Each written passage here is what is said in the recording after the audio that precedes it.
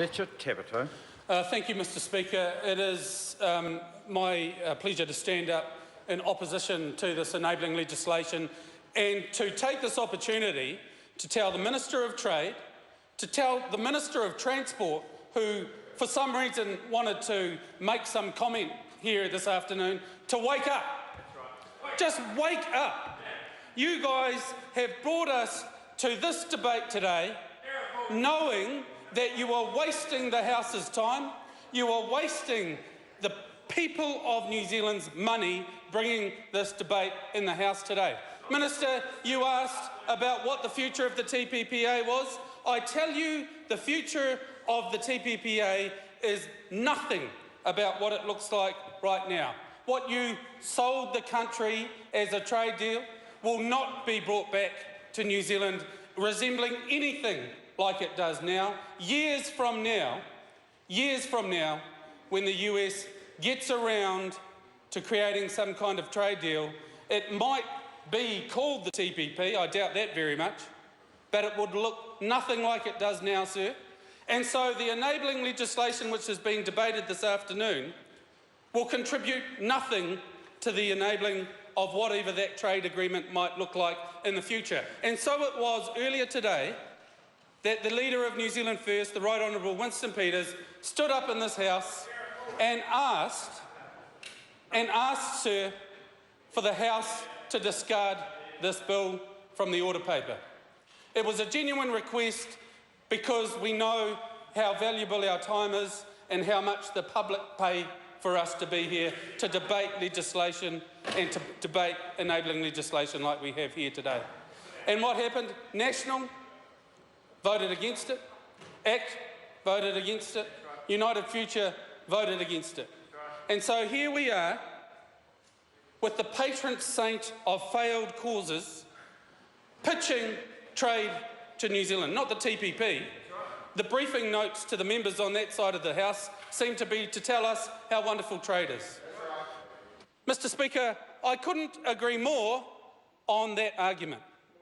New Zealand First agrees wholeheartedly that trade is vital to the future of this country. And so in opposition to the TPP, at every step we offered up solutions and we offered up alternatives so that we could move forward as a country and actually trade with countries overseas. But at every step we were blocked. They didn't want to hear. They were selling us their spin on how wonderful the TPP was. It's not even called a trade deal. It's enabling legislation that locks in corporate power. It locks in corporate privilege at the cost of democracy, sir. That's right, yeah. As the previous speaker noted, in observing the language of the trade deal itself, the country has the right to make legislation for its benefit, basically unless it contravenes the terms of the TPP, which were onerous and went well beyond trade itself. In fact, sir, the trade deal was sold to the New Zealand public as a golden deal that would increase our GDP by less than 1%. That was the National Party's own analysis, 0.8%. When they gave that number, and I can't remember how ridiculous it was, the actual number, it was tiny, and 20 years from now, what they failed to tell the public was that the gains that were formulated for that number were only a third to do with the reduction of actual trade tariffs. 2/3 of that number, sir, were supposedly gained from non-tariff barriers, or the removal of. And for example, sir, one of those supposed non-tariff barriers is our banking system. I don't know how that can be calculated as a non-tariff barrier because, sir, it is already predominantly foreign-owned and they are already expert at raking billions of dollars out of the New Zealand economy already.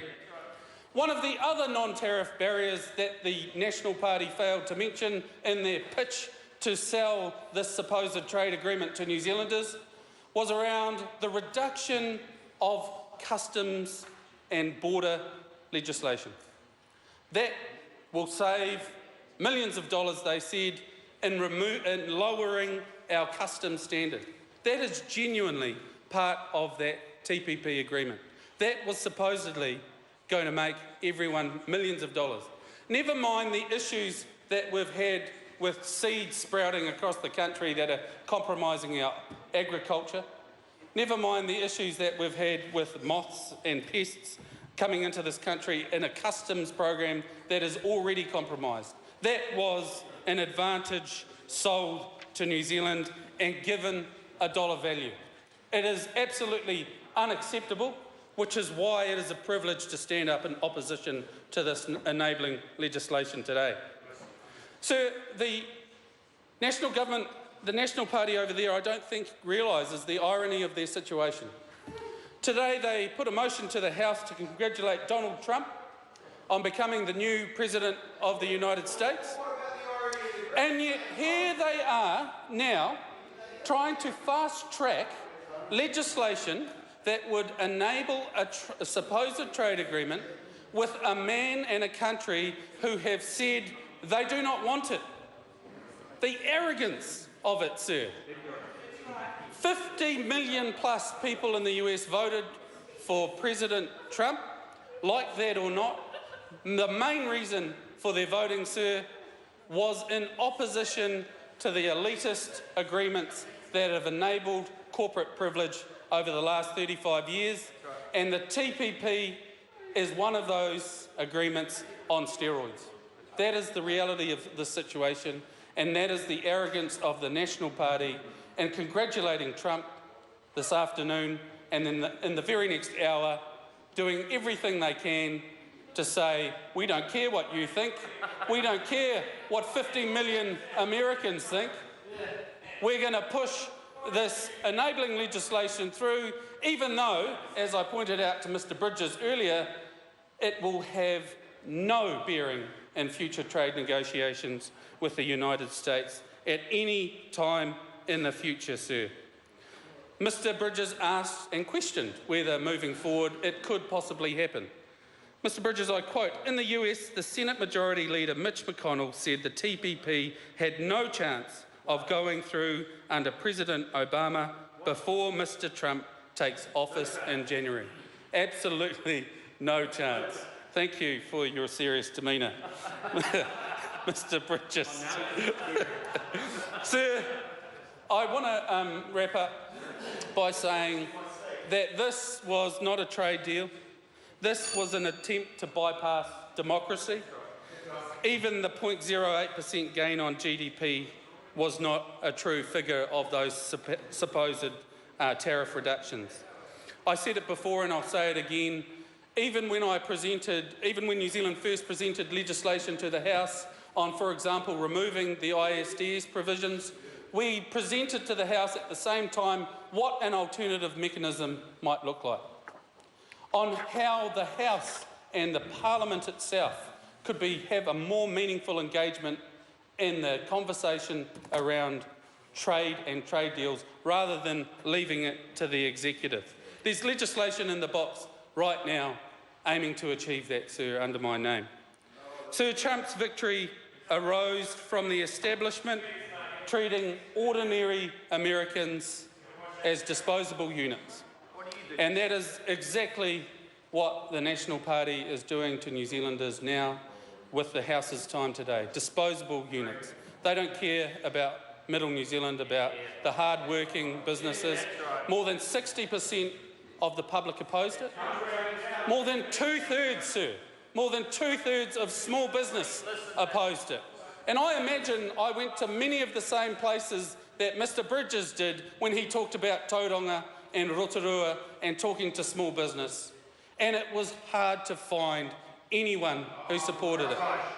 They were sold a line about trade, and this deal is not a trade agreement, sir. Sir, I conclude by saying this is a waste of the House's time.